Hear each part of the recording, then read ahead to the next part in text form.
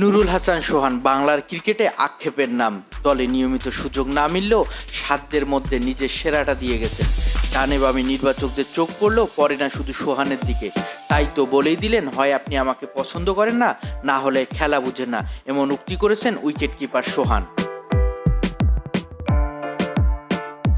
চলতি ডিপিএলে দারুণ ছন্দে থাকা নুরুল দলের প্রতি রেখেছেন অবদান। সর্বোচ্চ রান স্কোরের 10 জনের তালিকায় নিজের নামটি ঠিকই বসিয়েছেন।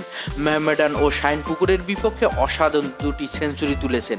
শাইনপুকুরের বিপক্ষে 132 রানের অপরাজিত ইনিংসে ছিল 13টি 4 ও 4টি 6-এর মার। ধানমন্ডিকে জিতিয়েছেন 97 রানের বড় ব্যবধানে। নিয়মিত পারফরমেন্স করে যখন কারো চোখে পড়েন না, তখন ভাগ্যের নির্মম নিয়তির কাছে সবকিছু ছেড়ে দিয়ে দীর্ঘশ্বাস সঙ্গী সোহানের।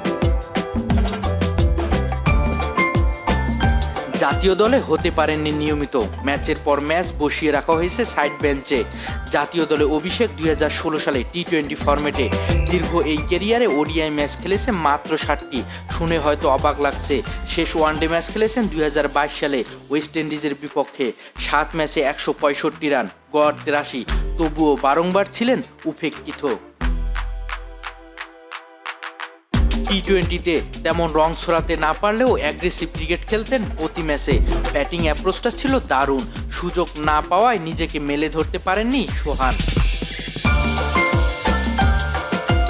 ডিপিএলে আলো ছড়ালেও সোহানের আলো থেকে আসলে অন্ধকার কাটে না। 58 গড়ে 11 ম্যাচে 522 রান, 2টি শতকের পাশাপাশি একটি অর্ধশতক। ধরতে গেলে শতক থেকে মাত্র 3 রান দূরে। ব্যাটসম্যান হিসেবে ফিনিশিংয়ের পাশাপাশি উইকেট কিপারের পিছনে সেরা। তিনি শুধু সেরা হতে পারেননি নির্বাচকদের প্যানেলে, তাই তো আলোচনায় নেই তিনি। Shariful Islam, mid wicket.